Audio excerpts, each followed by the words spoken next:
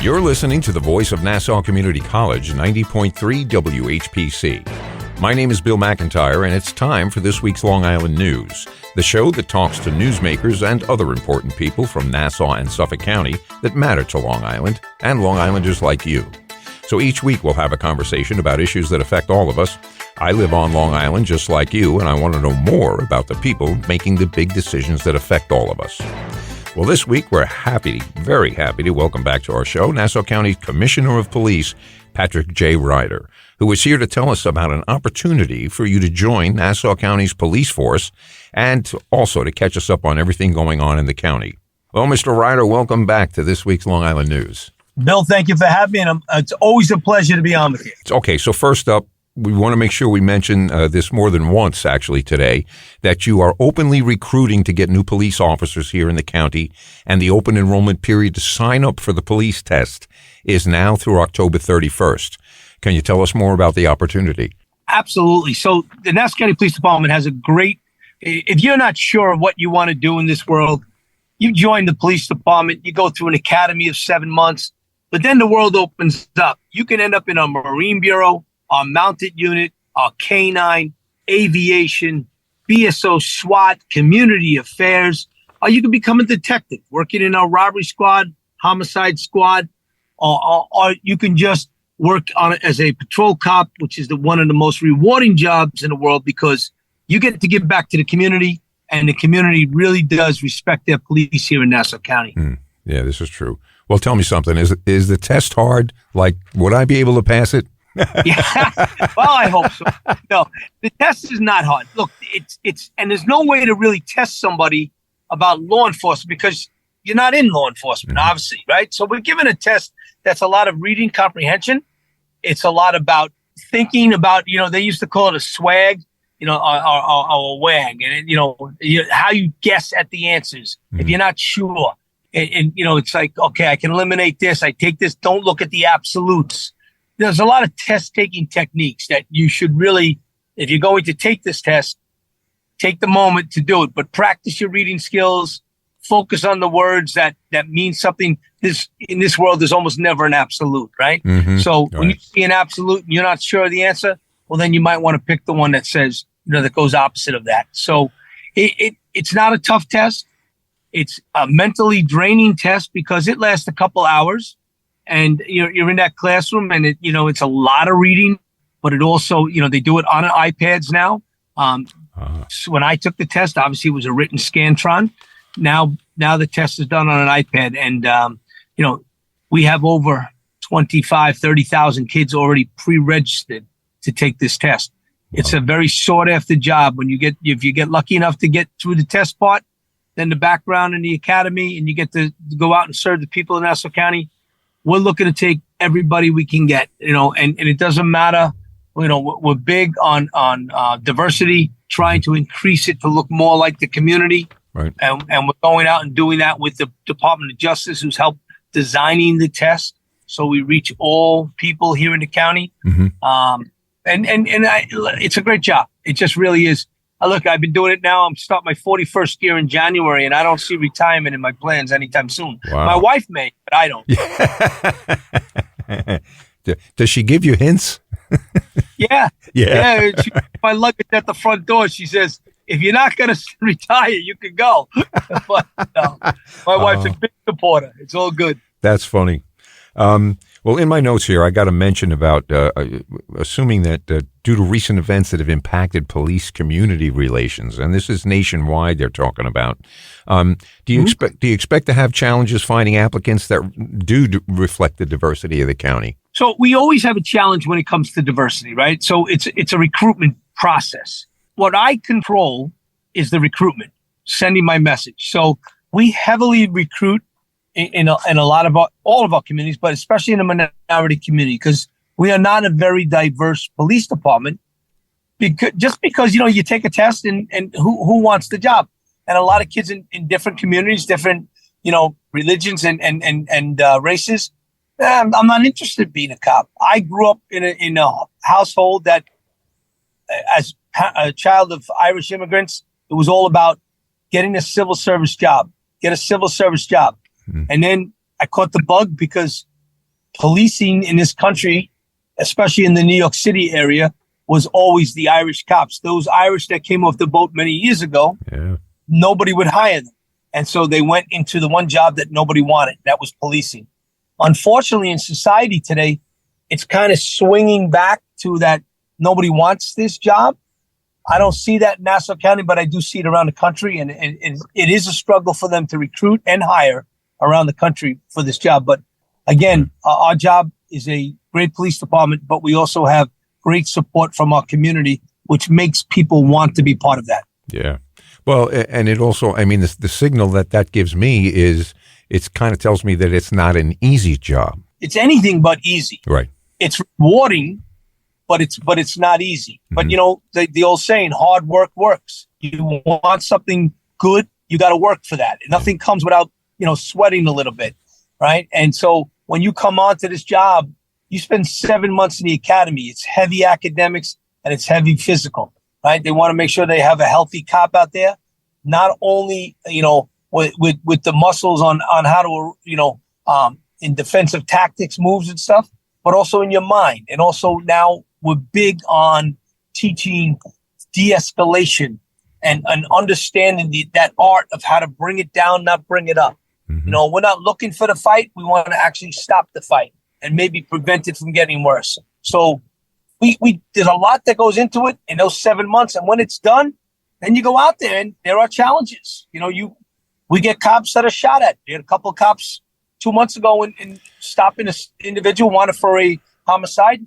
He turned and fired. It hit the front hood of the police car 3 inches higher. It hits my cop square in the chest. Phew.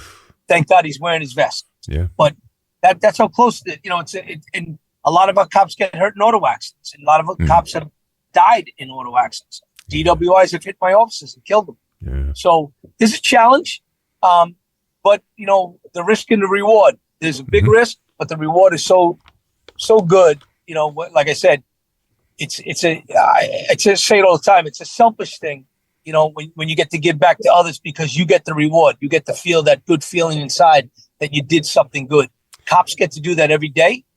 Unfortunately, there are bad times. Yeah. Like we just went through with Farmingdale with the bus crash, you know, and we tried to do everything we can to support those families. Our county executive did an outstanding job. It was standing up for our community. And then there are other days where, you know, you go out and you might deliver a baby. And next thing you know, you're in the hospital taking a picture with the family and the mother's turning around and says, "What's your first name?" And I think I'd like to name my son, maybe, you know, as a second name using your name or something. Right. It's just cool. It's very rewarding. Yeah. Well, you know, I think the people in Nassau County should be very thankful that, you know, you guys are willing to step up and do the job. That's a toughie. The other one is Farmingdale. I'm a Daler from 1972. Spent 4 years in the band. I know the atmosphere, and my sister was a band teacher down in Maryland and a couple of other places. It's a very tight-knit community, you know, and it was really tragic. But all the schools can take a note from that. You know, things like this can happen anytime. And look who I'm telling this to, the police commissioner. Like, he doesn't know. Things like this can happen anytime, you know, they can. I will tell you one thing about the organization, that superintendent, that principal, you know, you're in the most traumatic, the thing that was supposed to be memories for these kids for life, they're the memory, but not the right memory now, right? Mm-hmm. And what I got there that night at the Farmingdale School, and we got 5 buses coming back, and we got kids that have been traumatized, and we got to make the connection with the parent, but you can't just open the bus door and let every kid find it. Oh. They're very, it's all schools are very responsible, checks and balances. They were so well organized, and we all jumped in and helped, right? But the buses pulled up, the luggage came off. We got hooked up with a kid. We brought that kid to the luggage, then we brought the kid to the parent. And then we go on to the next one. And they were so well organized, and everybody in that community stepped up big. I tell you, one big shout out to my police unions. And last night we ran a fundraiser at Mulcahy's in Montauk, and we raised over close to $15,000. That's going to go directly to the band. That's great. So it's good stuff. That's great. You wouldn't happen to have any news on any of the kids that are still in the hospital? So the last shot kid came home the other day. Mm-hmm. we're actually escorting one of the kids back to a doctor's appointment tomorrow. We've been helping and providing escorts, a little comfort level, knowing that it's in a police car for the young kids. Right. But they got some of them have some strong struggles ahead of them, and everybody's going to survive. But it's going to be tougher for some than others. And unfortunately, the trauma of losing their band teacher and that wonderful woman that came back to volunteer year after year after year on that bus, and it's tough, and that's the mental challenge now for these kids going forward. But I will tell you this: Farmingdale was prepared. The county executive gave all the resources they needed, and mental health is always a struggle in this country. So we want to make sure that we do right by these kids. Yeah, well, we've seen Dale are strong. You're right. Everyone will survive. So anyway, in some other police news, now I saw that county officials broke ground recently on a $12 million police training village at Nassau Community College with model buildings and streets where they can practice responses to real-life scenarios. Can you tell us about that? So, Bill, this is a game changer in policing. We went through a tough time after the George Floyd death, right? And the protest and the unrest, all understanding that this is a First Amendment and they want to get out and they want to voice their concerns about policing in this country. I got it. We're not perfect. And we went through reforms and we made some reform changes. In a time when something's not working for you, part of that was reform changes that came in about teaching more on diversity and the anti-Semitism and anti-Black, and trying to teach our cops how to handle these situations better. Understand the community you police the community better. So now we're taking it and we're creating this village. It's a downtown village. It's about 2 acres big. It's got a school. It's got a split level heap. It's got 11. It's got a house of worship that can be a mosque, a synagogue, or a church. Just moving the pieces around. There's a Torah there now. It's Quran, or there's a Bible, right? It just changes it around. We got a train tracks with an overhang and a platform. We got a convenience store with a gas station. We have a bank inside that. We have a restaurant in there, and of course we have a little police station. The idea is to put cops in real scenarios, not just tactical. This is about understanding the cultural and different religions and races here in this county. We are a very diverse county, so we have to understand them to police them better. So we're taking role players from the college. Part of the curriculum for the criminal justice program, and Nassau Community College is going to be one of the first to do this. They're going to put students into our curriculum and be our role players for the day.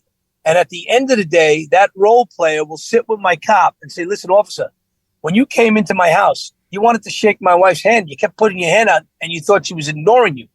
In the Orthodox Jewish community, we don't shake, a woman can't shake another man's hand. Right. Or officer, when you walked into a mosque, you walked across the prayer mat, you didn't take your shoes off. When is it proper? Are you dealing with the homeless person on the train track, on the platform, and, you're sitting there, you're yelling at him. He's not like you're going to make a difference.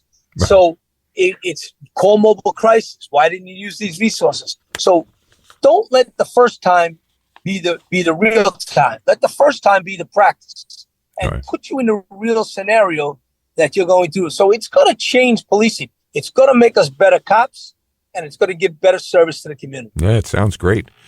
Just to remind you, you're listening to this week's Long Island News on the voice of Nassau Community College, 90.3 WHPC.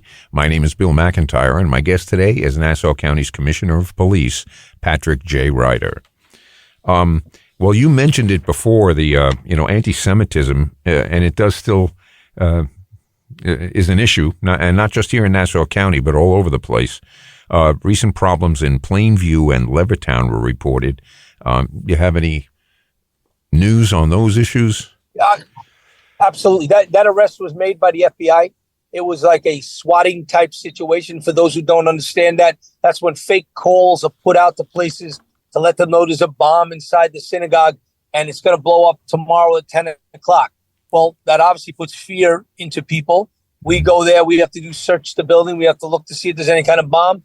And then going back into that facility, whatever it is, to obviously for prayer.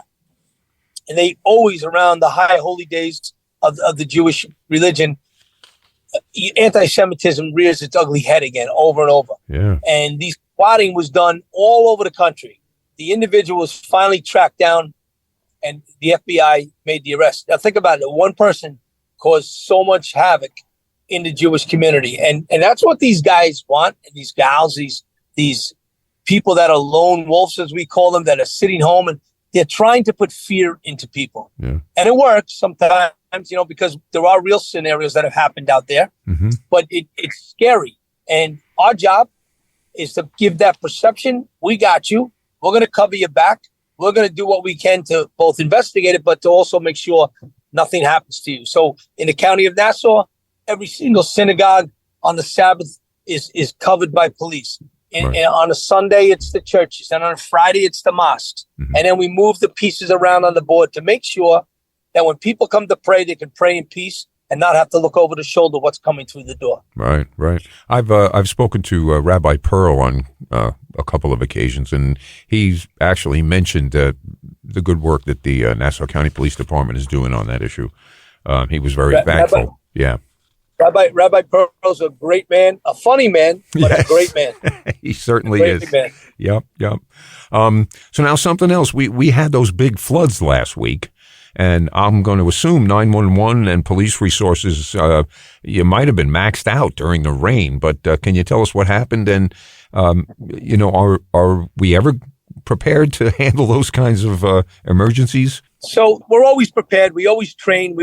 You train for the worst and you hope for the best. In situations like this, the county executive orders our command to be up and running.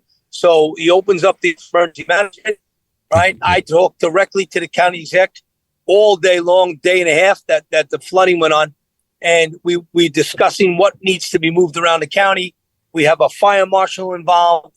We have, obviously, the jails involved. People don't realize the roles that step up in those incident type. We call it the incident commander. Somebody takes over and we start running the county. It was bad. That came on heavy. It was quick. Water goes away, thank God, but it causes damage when it's here. And it caused some damage.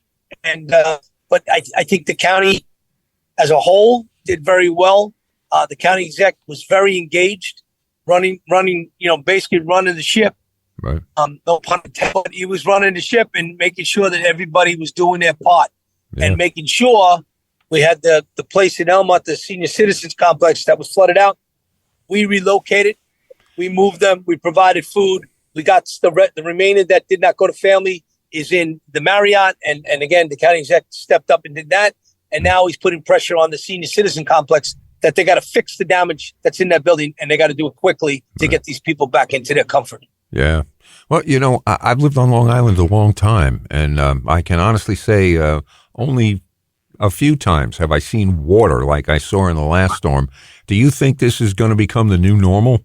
Listen, I don't buy into the global warming stuff. I am sure there's some part of it.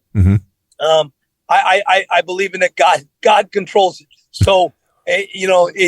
Whatever is coming, right? We've had mild winters, but you know what? We might get bombarded this year with snowstorms. I hope not, right? Because it is a very expensive and very dangerous way when a snowstorm comes. But the county executive, like I said, has us prepared to handle these situations. Do I think we're going to get more? I hope not, but listen, Sandy was a once in a century storm. Will we get another one? I hope not, but again, that was a rough time we went through. Yeah, well, our history is peppered with storms that actually change the geography of the island, right? Nobody can figure out nature. Yeah, and that's for sure. I saw an article now in Doomsday over the summer that fatal drug overdoses are up in Nassau County. I guess the officials are blaming fentanyl. What is your take on that crisis? We're actually down about 24%. But that's not a good thing, right? Like people go, oh, that's great. You're down 24%. Yeah, but I still lost the other 76%, And unfortunately, fentanyl is creeping in through our border, right? And the drugs are coming to the border. Fentanyl is so potent. A little tiny speck of it can kill you. And what's happening, the newest thing that's out there is what we call the crush pills. I think we might have talked about it last time we spoke. Mm-hmm. But these crush pills, kid goes to a party and he thinks he's taking an Adderall or something like that, and they put some pills in a jar and everybody's taking something out of there and trying it. What you don't realize is they're not prescription drugs. They're not done by a pharmacy or a pharmaceutical company. These drugs are done by some crazed man that takes the Adderall, crushes it, sprinkles in fentanyl, and then presses it again, and you think that's what you're getting. Mm-hmm. It's not. And that's the scary part. And unfortunately, we do lose too many people because of it. The heroin itself is extremely addictive and, of course, extremely potent.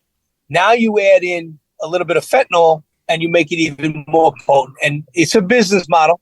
I'm selling mine, you're selling yours. Right. They want to come and get the best high. Well, you're going to get the best high by who's got the most potent drug. And so I'm going to sprinkle something in it to make it a little extra. Hopefully you don't die and you're coming back to buy more stuff off of me instead of you. Mm. And that, that's the way they run their business. And the cartels that are doing this down in South America and pushing this stuff up through the border, it's bringing a lot of death to kids in this country. And, we just got to get the message to them that, you're not alone. Talk to us and let's hope that you don't get involved in this stuff. Yeah, I am so thankful that I'm not bringing up kids in today's atmosphere, We were lucky enough to have something that resembled having a childhood that was different than, we didn't have to deal with so many things that they do now. They're exposed to so much. Oh, social media alone is what's destroying our society. Yeah. Yeah. Well, and the access. I feel bad watching a 5-year-old kid watching YouTube, just left alone to go watch it. And I think of, oh my gosh, what's he going to be? Yeah. And many parents have no problem turning it on and say, okay, you watch this. Yeah. Just don't bother me right now. And unfortunately that's the way these kids are growing up. They live inside their phone. They do nothing. They know every site, how to hit it, how to get points, how to, get me my likes. And, the bullying starts on there. The depression starts because of they're not getting recognized. How come I didn't get so many likes on this picture? Yeah. It's tough. Yeah. The social media thing. Somebody asked the other day, should we get rid of the internet? Some people would say, yeah. But obviously, I don't think it's going to go away, but I don't think our economy would survive without the internet. Yeah, that's true too. It's just on it now. Yep. So much of it is, and that phone is our electronic extension out into the world. That's a lot to put on a kid to navigate all of that stuff. But one of the questions I wanted to ask you, I understand now, okay, is the village that you're setting up, with the, to be able to do tactical things and like that, there's a rumor that they're actually going to rent it out to Hollywood if they need it. Absolutely. So, we look at things now. Again, I got the county executive is all about the business side of things, right? Mm-hmm. And if we can turn around and create this downtown area, and then Hollywood says, "Hey, can we rent it on Saturday?" Absolutely. I'm not training on a Saturday, right? And on the day you can't train every day. But we bring outsiders in to train. They pay us. Right. We bring the movie industry to come in and rent it. They pay us. So we're making a revenue that you don't have to go back to the taxpayers and say, hey, we want to do this in the village. No, we got a revenue there. It's also happening with our academy building in general. We've already had movie shoots come in and use the facility and then to rent it out. And then after they rented it out, we get paid and they reimburse the police officer's salary and everything. So the county gets their money back. Oh. And it's a way to, every time we do a graduation, we used to have to go rent somebody's school. Yes, I remember. We don't rent nobody's school no more. We now have our own. Right, your own auditorium. Yeah. Well, I look forward to the day where I recognize that your village is in a movie someplace. That'd be great. Yeah. Nassau Community College is the backdrop, right? Yeah, and I'm going to sign up as one of the characters. I'll play the mayor, maybe. We like that because all the kids are young, and I'm not. So that would be I would fit the part. Yeah, one of the other things and we spoke about it, and I just want to bring it up again quickly. The scams, especially the ones for older folks, they're they're actually getting better at doing these things. I wanted to let people know that somebody calling your house on your phone, they can make the number that comes up on your call screen any number they want. So they can make it look like they're calling and are somebody that you know. Pretty soon the AI is going to get so good, the artificial intelligence will be able to, you may actually hear your own relative's voice on that phone talking to you. And all the while, none of those things are true. It's getting more and more scary for them. It's gotten to a point where if you don't recognize the number calling, don't even answer it, right? Because it's either an advertiser or it's somebody they want to trap your voice. So you got a very distinct voice, of course, right? So I'll call you and I won't say nothing. Or then I'll ask certain questions to get a certain response from you. Mm-hmm. And then that response then is used to go and try to get into your bank account. When they say, what's your name? And it's a voice identifier, right? So they trap your voice. Scams are big. You got to check in on your parents. You got to check in on your grandparents. You got to make sure they're not getting taken advantage of, because too many times they've given away $80,000-$90,000 to somebody in a scam before they finally get wise and say, hey, something ain't right. And they call, their child and say, hey, I got this call. Is Johnny in jail? He needed help. And like, no, Johnny's sitting right here, Mom. What are you talking about? Well, they said, he needed help, and I gave them money. How much money did you give them, Mom? So I moved $80,000, It's so heartbreaking because these people work their whole life for this money and it's gone. Yeah. And sometimes we can get some of it back. Sometimes we get none of it back. Right. And, the way the analytics is going, it's going to be a problem. AI, as you say. Yeah. I try to tell the older folks that, you spent your whole life amassing this nest egg that you're hoping will, last for your life. But that there are people out there whose sole purpose, and they're good at it, is to separate you from your money. They've been working on it for a long time. Anyway, I think we're just about to run out of time, so I'm going to sign off. But my guest today has been Nassau County's Commissioner of Police, Patrick J. Ryder. And again, thank you for spending the time. I know you're, for the folks listening, he's still out on patrol. He's out there, he's looking for somebody and doing his job. He didn't even stop to sit and take a seat here in the studio. He's out there on the go. You gotta 6:30 this morning. I'll be home by maybe 10 o'clock. Yeah, you got to like that. But, and again, we just want to remind you about the open enrollment for the police test and why maybe you should consider, give it a shot. But we do, again, want to thank you for taking time to be here today to speak with us. And good luck with the campaign, and we hope it goes well. But thank you. Thank you. Thank you for supporting the police department and getting that message out. We want everybody to take the test. Great. Very good. But the clock on the wall says it's time for this week's Long Island News to get on out of here. I'm Bill McIntyre. Remember, you can listen to us by searching for this week's Long Island News wherever you listen to podcasts. And we're right here every Friday at 3 p.m. on the radio on the voice of Nassau Community College, 90.3 WHPC.